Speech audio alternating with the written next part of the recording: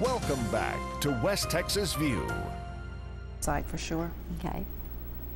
And the 800 number. Welcome back to the West Texas View. I'm Johnny Lou Avery, and this is Michelle Davis with the Texas Veterans Land Board. And just before the break, I was telling her that one of the things I've learned is that sometimes you have to be proactive if you're a veteran or a veteran's family, and you can't just let maybe the veteran service officer saying, well, I'm not sure who to call.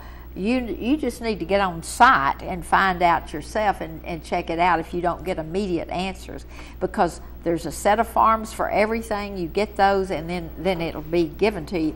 The website is TexasVeterans, spelled out, .com, www.texasveterans.com, and that will take you to a website that will give you all the information that you need. Even you can get print off copies of forms. Right. And all of our applications are there, Johnny.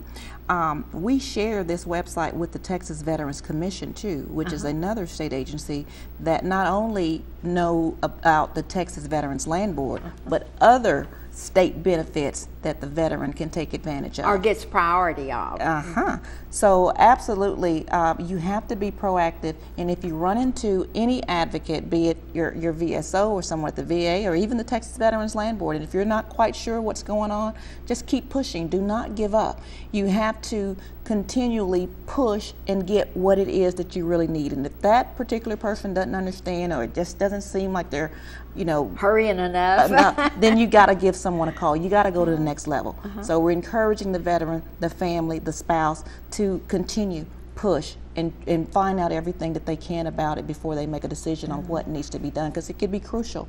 And if they make that one mistake, it could be something that they may have to live with. So definitely learn all you can and not settle. And one of the things that we're talking about is in jobs is that there are a lot of agencies that give preference to veterans.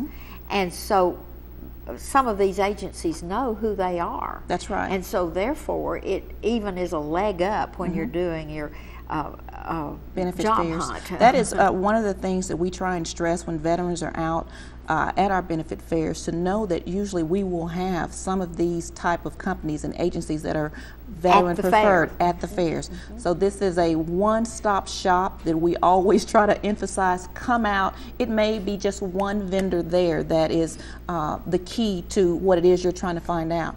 And once you've visited that one vendor, it's come and go. You can leave after you've gotten that information.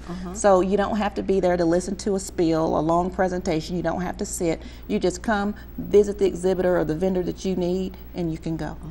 And I want to go back to education, because about a fourth of our veterans are trying to go back to school or want to go back to school, but a lot of them just immediately say, oh, I can't afford it.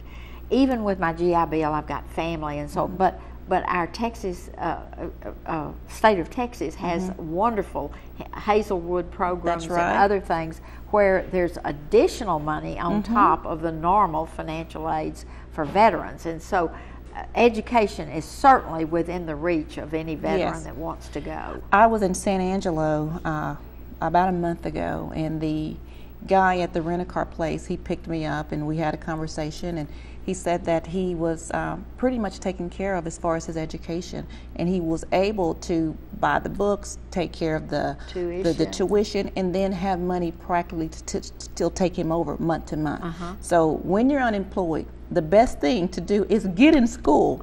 And if you can get in school and get everything taken care of, it's just the best thing.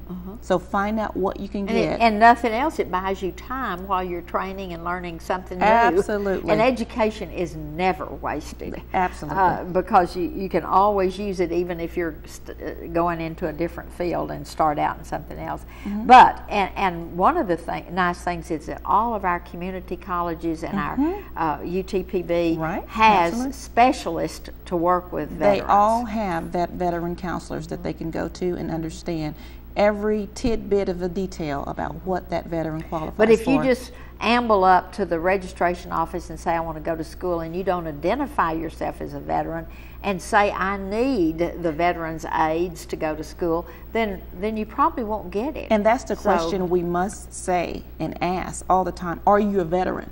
Are you a Texas veteran? Sometimes we get caught up in just everyday business and we forget that we have folks that probably could take advantage of some benefits that we all have. The first thing we ask our folks, are you a veteran? Are you a Texas veteran? Yeah, and more people are catching on. Let's define Texas veteran, because I thought it was somebody that had to be born in Texas. No. And then I found out you could just live here for a little while and get it. That little while is 1 year. 1 year. Honorable discharged and served at least 90 days of active duty. That's boot camp. So it's so simple. That's different from the VA. The Texas Veterans Land Board's definition is that. And what's the other? VA is 120 days. They have some other criteria. But that's still just 3 months. Yeah. Or what is it? Yeah. Yeah. So ours is just 90, which is 3 months. So VA is a little bit longer.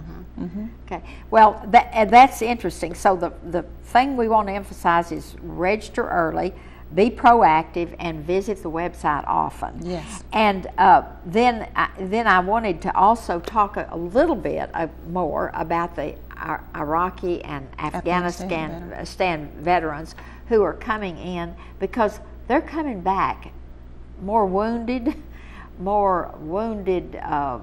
in physically and other ways, and mentally. And so they need a little bit more help than some of our previous veterans in some cases. That's and right. so there has been some new programs, and that's another reason it's so important to go on that website, is to see what's available. Don't just take what my uncle that was in the Korean War. Yes, because the eras have, the information for every era is a little bit different.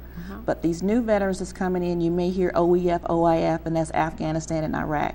So there's some other definition to it, but know that if you're coming home now and you've served in this current conflict, that there are new and improved time-sensitive programs that they need to pay attention to. So again, if they get into the VA, get in to see that county veteran service officer, the Texas Veterans Commission, all of these folks are advocates, and they're free, that they can go to and find out and everything they need to be able to function and move on. Even the Texas workforce, they work together with the Texas Veterans Commission to help them find that job that are veteran-friendly employers.